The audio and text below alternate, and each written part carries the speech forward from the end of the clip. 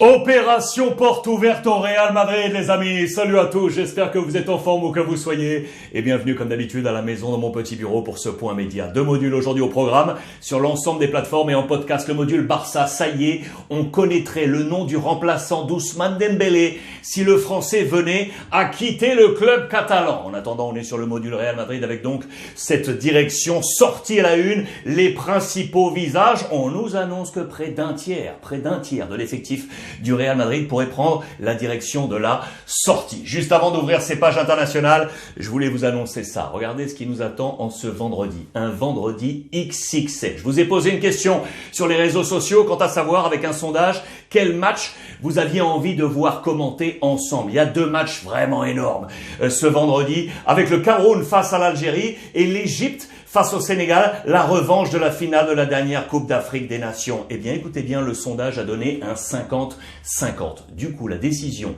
a été prise. On va faire les 2 matchs, les amis. On va faire les 2 matchs pour 7 heures non-stop d'antenne. Regardez, on va démarrer à 16h30 sur Brut Live pour le preview des 2 rencontres, plus le fil rouge du match du Maroc face à la RDC. Les matchs ensuite en live commentary à partir de 17h30. On passe sur Twitch avec 4 d'entre vous. J'y reviendrai. Et puis à 22h30 jusqu'à 23h30, on revient sur Brut Live pour le débrief de cette intégralité. 16h30, 23h30, 7 heures d'antenne non-stop pour un vendredi XXL. Je vous ai laissé les liens gratuits pour pouvoir venir faire partie de la communauté, on va se régaler. Ce module Real Madrid avec, regardez, ces différentes unes, l'opération donc porte ouverte à la une de As, avec Eden Hazard, l'international belge, et Monsieur Gareth Bale, l'international gallois. J'insiste sur ce point car regardez, la une de Marca, ya no le duele. Ça y est, Monsieur n'a plus mal,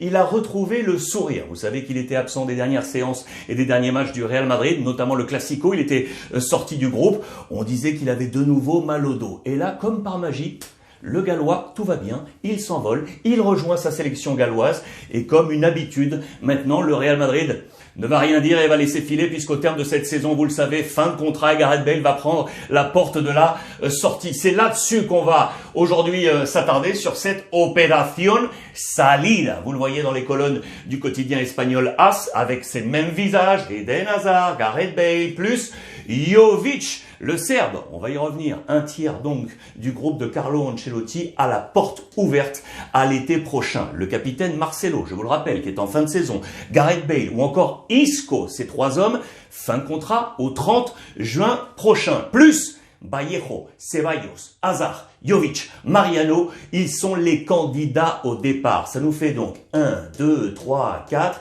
5, 6, 7 joueurs les amis. 7 joueurs, dont un tiers du coup du groupe. On parle également des joueurs prêtés. Je pense notamment au petit Kubo qui est du côté de Mallorca. Va-t-il revenir, oui ou non? On va régénérer ce groupe Real Madrid qui est un peu en retard par rapport à l'opération régénération qui a été lancée du côté du FC Barcelone avec réussite. On l'a vu lors du Classico avec la défaite 4-0. On fait le point et rappel sur la situation notamment de ces 4 hommes phares. Hazard, Bale, Jovic et Mariano. Hazard, 31 ans, acheté, je vous le rappelle, 115 millions d'euros, c'était en 2019 à Chelsea. Sa valeur marchande actuelle, elle est à 16 millions d'euros. L'autre trentenaire, Gareth Bale, 32 ans, acheté 101 millions d'euros, mais c'était en 2013. On s'en souvient, à Tottenham, depuis, il y a eu des faits marquants avec notamment les Ligues des Champions. Sa valeur marchande actuelle, 3 millions d'euros aujourd'hui sur la scène européenne selon les données de Transfermarkt. Le Serbe Jovic, 24 ans, 63 millions d'euros acheté à l'Eintracht Francfort en 2019, valeur marchande actuelle 18 millions d'euros. Et puis Mariano qui avait été prêté du côté de l'Olympique Lyonnais, souvenez-vous, 28 ans, acheté 21,5 millions d'euros, c'était en 2018, sa valeur marchande actuelle 6 millions d'euros, 4 cas essentiel dans l'opération régénération du Real Madrid. Pourquoi ces hommes ne sont-ils pas entrés dans les plans de Carlo Ancelotti? Plusieurs explications apportées dans les colonnes de Marca ce matin. On nous dit que Carlo Ancelotti a tenté de récupérer certains d'entre eux, mais qui n'ont pas réussi à répondre présent. On dit qu'il y a un problème d'attitude, de comportement, notamment de la part du Gallois et du Serbe, de Bale et de Jovic. Pour Eden Hazard, on dit que c'est un autre problème, on dit que la concurrence a fait preuve de plus d'allant, on va dire, avec 3 noms, Vinicius, Asensio et Rodrigo. Selon Marca, ces 3 hommes seraient aujourd'hui dans la hiérarchie devant Eden Hazard. Et puis il y a le cas Mariano qui depuis le temps n'arrive pas à s'incorporer dans cette équipe du Real Madrid. Vous le voyez, on revient sur le miracle, el milagro del Gales, le miracle du Gallois qui donc par enchantement n'a plus mal au dos et peut jouer avec sa sélection. Et on nous dit que Jovic en aurait marre également lui de sa situation et qu'il serait en train de chercher une équipe. Vous le voyez, ces 4 personnages sont très attendus sur le marché des transferts au départ à l'été prochain. On est donc quelques jours après le Classico, la défaite 4-0 face au FC Barcelone, le calme après la tempête, le calme après la tempête. Car comme le rappellent nos confrères de Marca, on a 9 points d'avance, on est inscrit dans le top 8 Ligue des Champions, on va jouer les quarts de finale face à Chelsea. C'est sur cet allant positif qu'il faut s'appuyer pour continuer la route du groupe de Carlo Ancelotti, le calme après la tempête. Voici le calendrier de ceux qui prétendent au titre de champion. On va y revenir, je vous ai zoomé tout ça, regardez, et notamment le parcours du Real Madrid qui est loin d'être simple. Je vous rappelle les positions. Le Real est ici avec 66 points. Séville, deuxième, 57 points. Le Barça, 54 points, mais un match en retard qu'on jouera ici face au Rayo Vallecano. Et puis quatrième, l'Atlético Madrid, égalité de points avec le Barça à 54 points. Voici les 1, 2, 3, 4, 5, 6, 7, 8, 9 dernière journée avec les affrontements directs dans ce top 4. Ici, on a un Barça-Séville, on a un Séville-Real Madrid, on a un Atlético-Real Madrid, Atlético-Séville ici. Le calendrier du Real, domicile extérieur, semble un poil plus compliqué, selon moi, que ceux qui sont actuellement derrière lui. À l'extérieur, Celta, Séville, Osasuna, Atlético, Cadiz. À domicile, Getafe, Espagnol, Levante et Betis de Nabil Fekir pour terminer la saison lors du 22 mai. Voici ce calendrier complet. Carlo Ancelotti est sur les pas de Zinedine Zidane. Là, on veut voir de l'optimisme car comme Zizou, il travaille sur un groupe ultra réduit de joueurs, vous le savez, 13, 14, 15 joueurs, pas un de plus, d'où ceux qui sont amenés à sortir à l'été prochain. Et on se souvient qu'avec ce même type de travail, Zizou avait réussi à accrocher la Liga et la Ligue des Champions. On veut y voir là un calendrier insigne et peut-être la Ligue des Champions face à Chelsea. Ce qui est sûr, c'est que, regardez, on traduit tous les signes en méthode Coué. 4-0, la chiffre face au Barça. Eh bien, écoutez bien, nos confrères de AS pensent que c'est peut-être un bon signe. Oui, pourquoi? L'explication est ici, parce qu'on nous dit que lors des les 4 dernières Ligues des Champions, eh bien, à chaque fois, le titre européen a été précédé par une défaite face au Barça. Imaginez ce qu'on va chercher.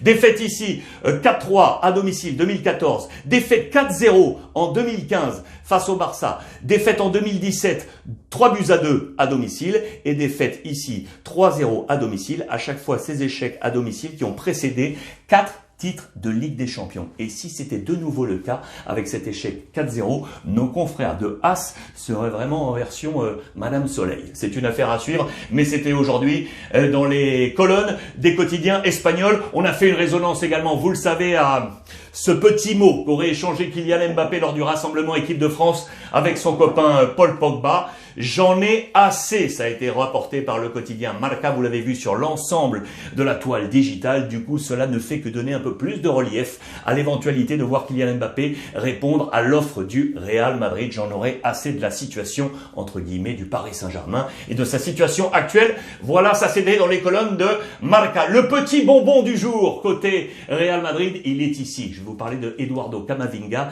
et de sa famille. On connaît son frangin qui est juste en dessous, le coiffeur qui évolue du côté de Madrid, Sebastião. Voici le dernier, le tout petit, c'est Celio Camavinga, c'est un petit footeux. À la différence de son frère, il est droitier et il joue dans un poste d'attaque. Eh bien écoutez, il a joué, ça y est, à Madrid, son premier match officiel.